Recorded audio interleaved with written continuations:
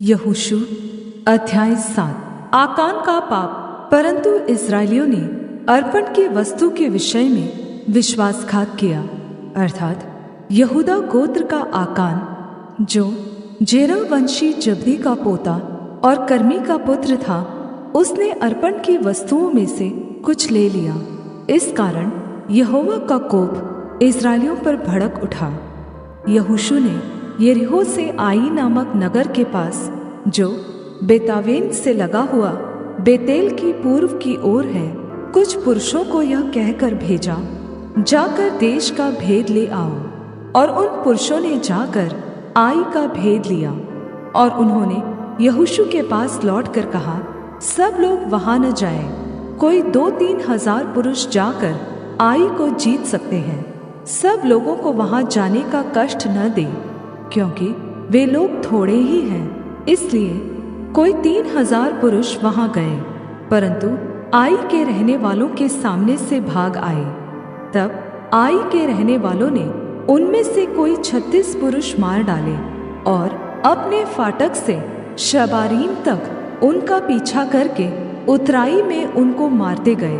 तब लोगों का मन पिघलकर जल सा बन गया। तब यहोशू ने अपने वस्त्र फाड़े और वह और इस्राएली वृद्ध लोग यहोवा के संदूक के सामने मुंह के बल गिरकर भूमि पर सांझ तक पड़े रहे। और उन्होंने अपने अपने सिर पर धूल डाली। और यहोशू ने कहा, हाय प्रभु यहोवा, तू अपनी इस प्रजा को यरदन पार क्यों ले आया? क्या हमें एमोरियों के वश में करके नष्ट करने के लिए ले आया है? भला होता कि हम संतोष करके यरदन के उस पार रह जाते। हाय प्रभु, मैं क्या कहूँ जब इस्राएलियों ने अपने शत्रुओं को पीठ दिखाई है? क्योंकि कनानी वरन इस देश के सब निवासी यह सुनकर हमको घेर लेंगे और हमारा नाम पृथ्वी पर से मिटा डालेंगे। फिर तू अपने बड़े नाम के लिए क्या करेगा? यहोवा ने यहोशू से कहा, उठ, खड़ा हो जा। तू क्यों इस भांति मुंह के बल भूमि पर पड़ा है?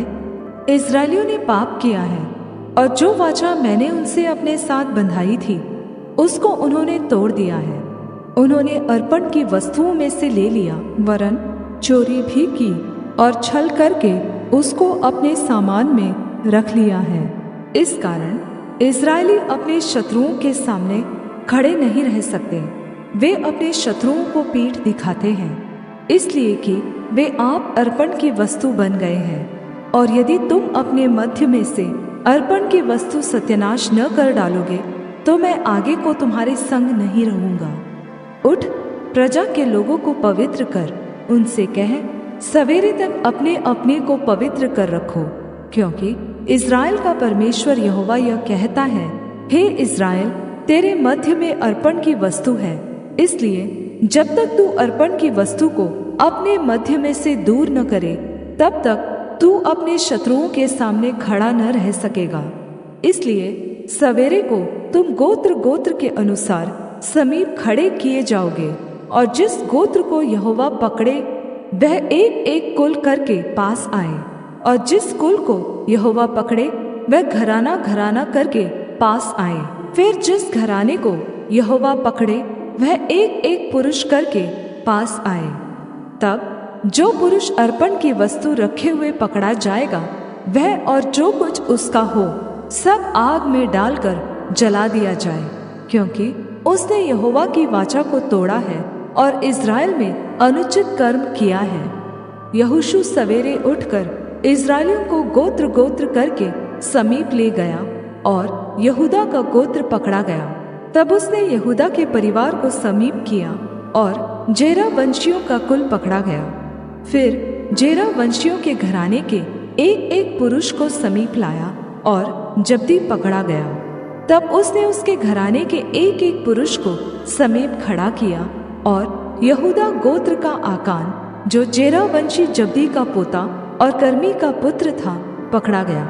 तब यहोशू आकान से कहने लगा, हे मेरे बेटे, इस्राएल के परमेश्वर यहोवा का आदर कर और उसके आगे अंगीकार कर, और जो कुछ तूने किया है वह मुझको बता दे, और मुझसे कुछ मत छिपा। आकान ने यहोशू को उत्तर दिया, सचमुच मैंने इस्राएल के परमेश्वर यहोवा के विरुद्ध पाप किया है। और इस प्रकार मैंने किया है कि जब मुझे लूट में बाबेल देश का एक सुंदर ओढ़ना और 200 शेकेल चांदी और 50 शेकेल सोने की एक ईंट देख पड़ी, तब मैंने उनका लालच करके उन्हें रख लिया। वे मेरे डेरे के भीतर भूमि में गड़े हैं और सबके नीचे चांदी है। तब यहोशू ने दूत भेजे और वे उस डेरे में दौड़े गए, और क्या देखा कि वे वस्तुएं उसके डेरे में गड़ी हैं और सबके नीचे चांदी है। उनको उन्होंने डेरे में से निकालकर यहोशू और सब इस्राएलियों के पास लाकर यहोवा के सामने रख दिया। तब सब इस्राएलियों समेत यहोशू जेरह वंशी आकान को और उस चांदी और ओढ़ने और सोने की ईंट को और उसके बेटे बेटियों को और उसके बैलों, गधों और भेड़ बकरियों को और उसके डेरे को, अर्थात जो कुछ उसका था, उन सब को आकोर नामक तराई में ले गया। तब यहोशू ने उससे कहा, तूने हमें क्यों कष्ट दिया है? आज के दिन यहोवा तुझी को कष्ट देगा। तब सब इस्राएलियों ने उस पर पथराव किया और उनको आग में डालकर जलाया और उनके ऊपर पत्थर डाल दिए, और उन्होंने उसके ऊपर पत्थरों का बड़ा ढेर लगा दिया जो आज तक बना है। तब यहोवा का भड़का हुआ कोप शांत हो गया। इस कारण उस स्थान का नाम आज तक आकोर तराई पड़ा है। यहोशू अध्याय 8। आई नगर का ले लिया जाना। तब यहोवा ने यहोशू से कहा, मत डर और तेरा मन कच्चा न हो। कमर बांध कर सब योद्धाओं को साथ ले और आई पर चढ़ाई कर। सुन, मैंने आई के राजा को, उसकी प्रजा और उसके नगर और देश समेत तेरे वश में कर दिया है। और जैसा तूने यरीहो और उसके राजा से किया, वैसा ही आई और उसके राजा के साथ भी करना। केवल तुम पशुओं समेत उसकी लूट तो अपने लिए ले सकोगे। इसलिए उस नगर के पीछे की ओर अपने पुरुष घात में लगा दो। अतः यहोशू ने सब योद्धाओं समेत आई पर चढ़ाई करने की तैयारी की। और यहोशू ने 30,000 पुरुषों को, जो शूरवीर थे, चुनकर रात ही को आज्ञा देकर भेजा और उनको यह आज्ञा दी, सुनो, तुम उस नगर के पीछे की ओर घात लगाए बैठे रहना, नगर से बहुत दूर न जाना और सब के सब तैयार रहना। और मैं अपने सब साथियों समेत उस नगर के निकट जाऊंगा, और जब वे पहले के समान हमारा सामना करने को निकले, तब हम उनके आगे से भागेंगे। तब वे यह सोचकर कि वे पहले की भांति हमारे सामने से भागे जाते हैं, हमारा पीछा करेंगे। इस प्रकार हम उनके सामने से भागकर उन्हें नगर से दूर निकाल ले जाएंगे। तब तुम घात में से उठकर नगर को अपना कर लेना, क्योंकि तुम्हारा परमेश्वर यहोवा उसको तुम्हारे हाथ में कर देगा। और जब नगर को ले लो, तब उसमें आग लगाकर फूंक देना। यहोवा की आज्ञा के अनुसार ही काम करना। सुनो, मैंने तुम्हें आज्ञा दी है। तब यहोशू ने उनको भेज दिया और वे घात में बैठने को चले गए, और बेतेल और आई के मध्य में और आई की पश्चिम की ओर बैठे रहे। परंतु यहोशू उस रात को लोगों के बीच टिका रहा। यहोशू सवेरे उठा और लोगों की गिनती करके इस्राएली वृद्ध लोगों समेत लोगों के आगे आगे आई की ओर चला, और उसके संग के सब योद्धा चढ़ गए और आई नगर के निकट पहुंचकर उसके सामने उत्तर की ओर डेरे डाल दिए, और उनके और आई के बीच एक तराई थी। तब उसने कोई 5,000 पुरुष चुनकर बेतेल और आई के मध्य नगर के पश्चिम की ओर उनको घात में बैठा दिया। और जब लोगों ने नगर के उत्तर ओर की सारी सेना को और उसके पश्चिम ओर घात में बैठे हुओं को भी ठिकाने पर कर दिया, तब यहोशू उसी रात तराई के बीच गया। जब आई के राजा ने यह देखा, तब वे फुर्ती करके सवेरे उठे, और राजा अपनी सारी प्रजा को लेकर इस्राएलियों के सामने उनसे लड़ने को निकलकर ठहराए हुए स्थान पर, जो अराबा के सामने है, पहुंचा। और वह नहीं जानता था कि नगर की पिछली ओर लोग घात लगाए बैठे हैं। तब यहोशू और सब इस्राएली उनसे मानो हार मानकर जंगल का मार्ग लेकर भाग निकले। तब नगर के सब लोग इस्राएलियों का पीछा करने को पुकार पुकार के बुलाए गए, और वे यहोशू का पीछा करते हुए नगर से दूर निकल गए। और न आई में और न बेतेल में कोई पुरुष रह गया जो इस्राएलियों का पीछा करने को न गया हो, और उन्होंने नगर को खुला हुआ छोड़कर इस्राएलियों का पीछा किया। तब यहोवा ने यहोशू से कहा, अपने हाथ का बर्छा आई की ओर बढ़ा, क्योंकि मैं उसे तेरे हाथ में दे दूंगा। और यहोशू ने अपने हाथ के बर्छे को नगर की ओर बढ़ाया। उसके हाथ बढ़ाते ही जो लोग घात में बैठे थे वे झटपट अपने स्थान से उठे और दौड़कर नगर में प्रवेश किया और उसको ले लिया और झटपट उसमें आग लगा दी। जब आई के पुरुषों ने पीछे की ओर फिरकर दृष्टि की तो क्या देखा कि नगर का धुआं आकाश की ओर उठ रहा है, और उन्हें न तो इधर भागने की शक्ति रही और न उधर। और जो लोग जंगल की ओर भागे जाते थे वे फिरकर अपने खदेड़ने वालों पर टूट पड़े।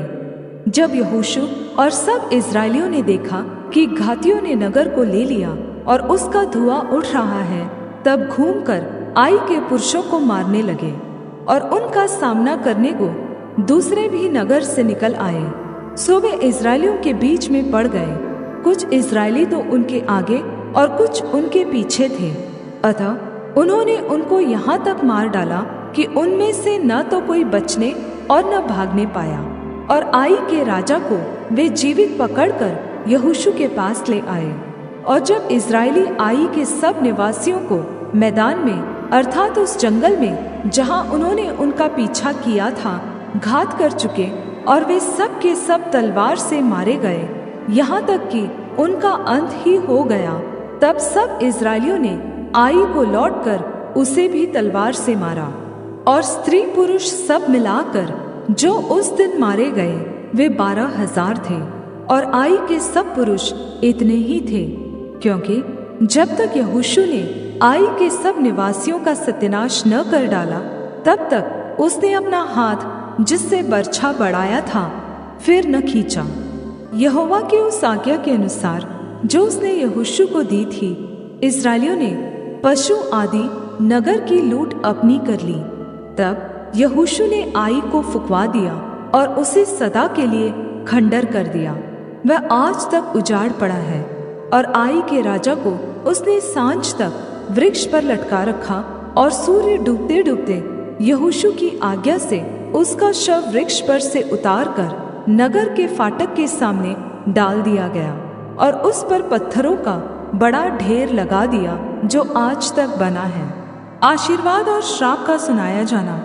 तब यहोशू ने इस्राएल के परमेश्वर यहोवा के लिए एबाल पर्वत पर एक वेदी बनवाई, जैसा यहोवा के दास मूसा ने इस्राएलियों को आज्ञा दी थी, और जैसा मूसा की व्यवस्था की पुस्तक में लिखा है।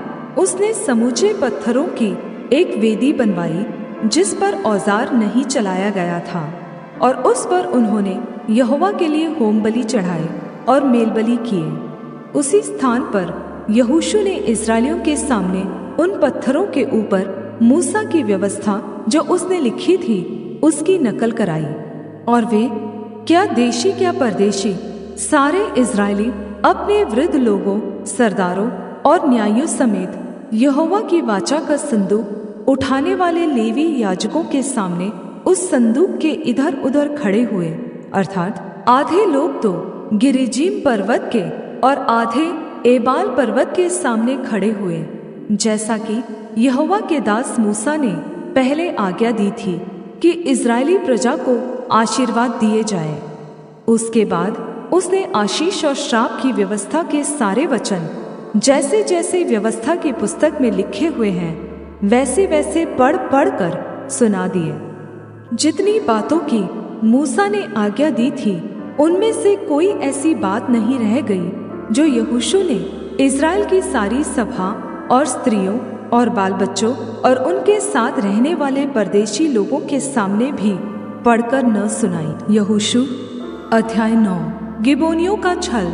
यह सुनकर हित्ती, एमोरी, कनानी, परिजी, हिब्बी और यबूसी, जितने राजा यरदन के इस पार पहाड़ी देश में और नीचे के देश में और लबानोन के सामने के महानगर के तट पर रहते थे, वे एक मन होकर यहोशू और इस्राएलियों से लड़ने को इकट्ठे हुए। जब गिबोन के निवासियों ने सुना कि यहोशू ने यरीहो और आई से क्या-क्या किया है, तब उन्होंने छल किया और राजदूतों का भेष बनाकर अपने गधों पर पुराने बोरे और पुराने फटे और जोड़े हुए मदिरा के कुप्पे लाद कर, अपने पाँवों में पुरानी पैबंद लगी हुई जूतियाँ और तन पर पुराने वस्त्र पहने और अपने भोजन के लिए सूखी और फफूंदी लगी हुई रोटी ले ली। तब वे गिलगाल की छावनी में यहोशू के पास जाकर उससे और इस्राएली पुरुषों से कहने लगे, हम दूर देश से आए हैं, इसलिए अब तुम हमसे वाचा बांधो। इस्राएली पुरुषों ने उन हिब्बियों से कहा, क्या जाने तुम हमारे मध्य में ही रहते हो, फिर हम तुमसे वाचा कैसे बांधे? उन्होंने यहोशू से कहा, हम तेरे दास हैं। तब यहोशू ने उनसे कहा, तुम कौन हो और कहाँ से आए हो? उन्होंने उससे कहा, तेरे दास बहुत दूर के देश से तेरे परमेश्वर यहोवा का नाम सुनकर आए हैं, क्योंकि हमने यह सब सुना है, अर्थात उसकी कीर्ति और जो कुछ उसने मिस्र में किया और जो कुछ उसने एमोरियों के दोनों राजाओं से किया जो यरदन के उस पार रहते थे, अर्थात हेशबोन के राजा सीहोन से और बाशान के राजा ओग से जो अश्तरोत में था। इसलिए हमारे यहाँ के वृद्ध लोगों ने और हमारे देश के सब निवासियों ने हमसे कहा कि मार्ग के लिए अपने साथ भोजन वस्तु लेकर उनसे मिलने को जाओ और उनसे कहना कि हम तुम्हारे दास हैं, इसलिए अब तुम हमसे वाचा बांधो। जिस दिन हम तुम्हारे पास चलने को निकले, उस दिन तो हमने अपने अपने घर से यह रोटी गरम और ताज़ी ली थी, परंतु अब देखो यह सूख गई है और इसमें फफूंदी लग गई है। फिर ये जो मदिरा के कुप्पे हमने भर लिए थे तब तो नए थे, परंतु देखो अब ये फट गए हैं और हमारे ये वस्त्र और जूतियाँ बड़ी लंबी यात्रा के कारण पुरानी हो गई हैं। तब उन पुरुषों ने यहोवा से बिना सलाह लिए उनके भोजन में से कुछ ग्रहण किया। तब यहोशू ने उनसे मेल करके उनसे यह वाचा बांधी कि तुमको जीवित छोड़ेंगे, और मंडली के प्रधानों ने उनसे शपथ खाई। और उनके साथ वाचा बांधने के 3 दिन के बाद उनको यह समाचार मिला कि वे हमारे पड़ोस के रहने वाले लोग हैं और हमारे ही मध्य में बसे हैं। तब इस्राएली कूच करके तीसरे दिन उनके नगरों को, जिनके नाम गिबोन, कपीरा, बेरोत और किर्यत्यारीम हैं, पहुँच गए। और इस्राएलियों ने उनको न मारा, क्योंकि मंडली के प्रधानों ने उनके संग इस्राएल के परमेश्वर यहोवा की शपथ खाई थी। तब सारी मंडली के लोग प्रधानों के विरुद्ध कुड़कुड़ाने लगे। तब सब प्रधानों ने सारी मंडली से कहा, हमने उनसे इस्राएल के परमेश्वर यहोवा की शपथ खाई है, इसलिए अब उनको छू नहीं सकते।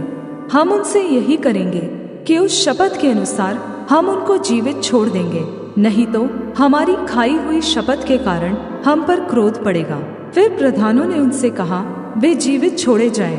अतः प्रधानों के इस वचन के अनुसार वे सारी मंडली के लिए लकड़हारे और पानी भरने वाले बने। फिर यहोशू ने उनको बुलवा कर कहा, तुम तो हमारे ही बीच में रहते हो, फिर तुमने हमसे यह कहकर क्यों छल किया है कि हम तुमसे बहुत दूर रहते हैं?